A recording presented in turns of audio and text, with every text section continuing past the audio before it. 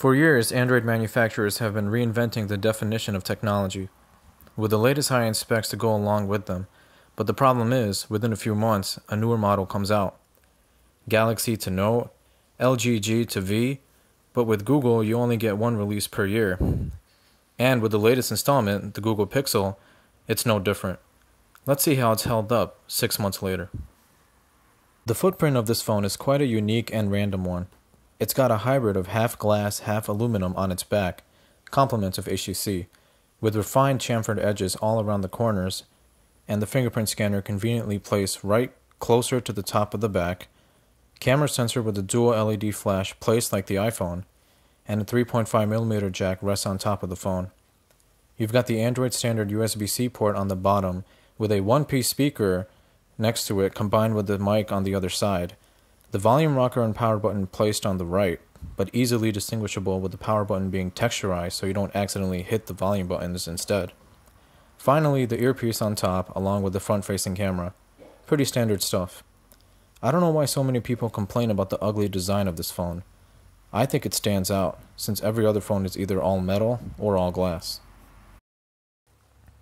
It's no surprise that Google's latest flagship would ship with the latest and greatest of 2016, a Snapdragon 821 chip, 4 gigs of RAM, a 12 megapixel shooter, all generated by a 3450 mAh battery.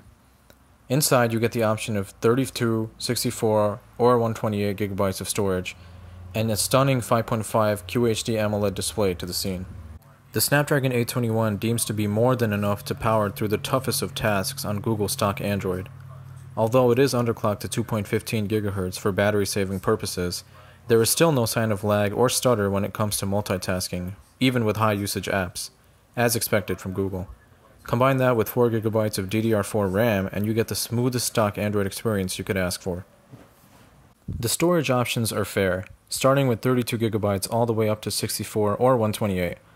Although most phones nowadays are leaning towards a base of 64 GB minimum, I found that 32 GB will more than suffice, especially with the unlimited uploads option you get with Google Photos, specifically with the purchase of any Pixel phone. So if your storage ever gets full from videos or pictures, you can upload them to Google Photos without losing the quality, and then remove them from your internal storage after. Other than that, apps and other system formats don't take up too much of the storage space, so I think most consumers should be good with 32 gigs. The 5.5-inch AMOLED display on the Pixel XL is as crisp as ever. Although not as saturated as some of the AMOLED panels found on Samsung's flagships, it's beautifully crafted and sharp enough to view text and media alike. I do most of my YouTube viewing on this phone as well as some basketball games here and there. The regular Pixel's 5-inch 1080p screen is decent too, but I've just been too spoiled by larger, crispier screens as of late. The bottom-facing speaker on the Pixel isn't quite the sound blaster, but it's just enough to fill the room up to listen to some Daft Punk.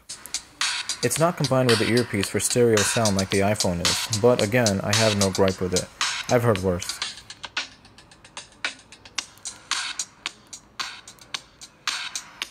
Another beauty on this nearly perfect phone is the battery, a ubiquitous must-have feature for most smartphone users, unless you have a super quick charger, is great battery life, and the Pixel does just that. The Pixel XL packs a 3450 mAh battery, which gets you through the entire day with about 15 to 20% left. This is with some moderate social media usage, YouTubing, quick camera snaps, and some messaging and phone calls to throw in there. I'm not much of a power user, so I don't think I have many games running on my phone, although I am hoping Pokemon Go makes a comeback this summer, and I don't do any heavy video or photo editing.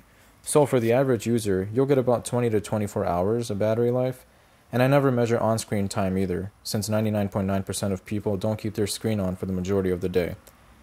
And even if you ever forget to charge your phone before you leave for work in the morning, if you have that rapid charger handy, USB-C will do the trick and get you about halfway charged within 40 minutes.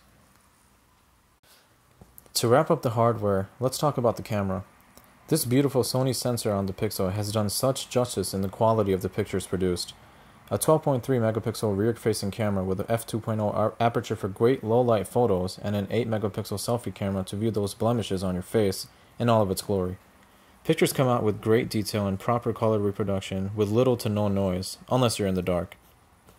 But my absolute favorite feature of this camera mainly has to do with the software, and that is the lens blur effect. Similar to the iPhone 7 Plus's portrait mode, The lens blur creates a bokeh effect to the subjects as capture captures in satisfying fashion, and the results are just breathtaking. Getting the lens blur effect to work could take a bit of getting used to, as you have to lift the phone up after taking the picture, but it's not rocket science. Overall, I've been very impressed with the camera thus far, and I'd say the only downside to it is that it isn't the quickest to focus on close-up shots, and it can get frustrating when you're trying to take macros. Video recording is also a beauty. With no OIS found on this camera, it relies on the gyroscope and accelerometer to stabilize the video, electronically.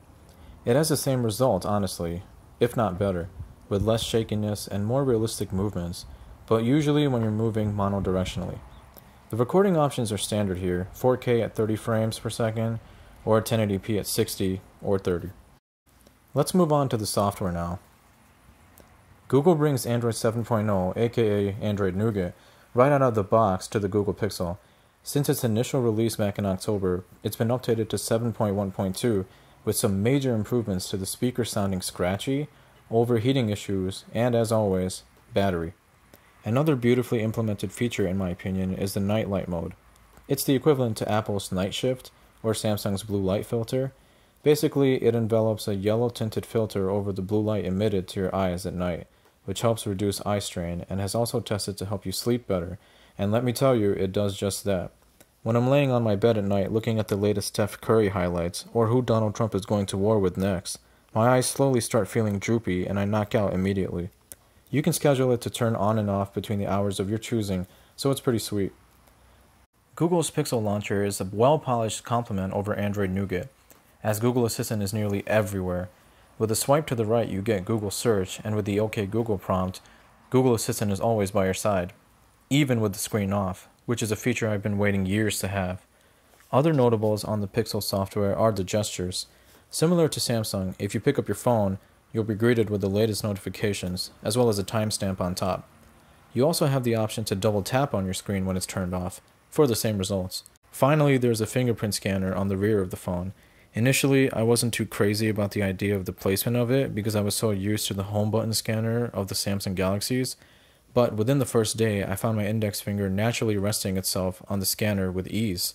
The Google Pixel XL has aged well for its place in large-sized phones. It's the perfect blend of high-end specs, nifty quick software, and an aesthetically pleasing sight. Is it perfect? Not quite. There could be some minor improvements, like the focus of the close-up shots in the camera, the inclusion of water resistance, and maybe some front-facing speakers. But these are no trade-offs by any means. The Google Pixel has held its own in the 2017 world of bezel-less displays and newer processors. And at the end of the day, the experience is what matters the most. With a price point of $650, it's a little on the higher side, but it retains its resale value as well. That's been it for this little revisit of the Google Pixel XL. Thanks for watching, and as always, we are everything plus more, minus less.